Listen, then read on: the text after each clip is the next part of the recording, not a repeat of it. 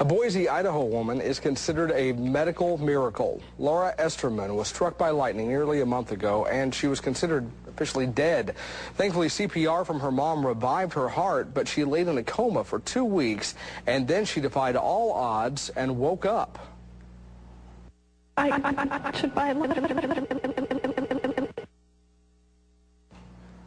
Well, obviously, there was a problem with that tape. She doesn't really sound like that. She doesn't remember the accident, but the evidence is clear. I am so sorry. Laura's learning to walk again after the lightning burned her legs, and we'll have more on that story and hopefully get that tape fixed for you.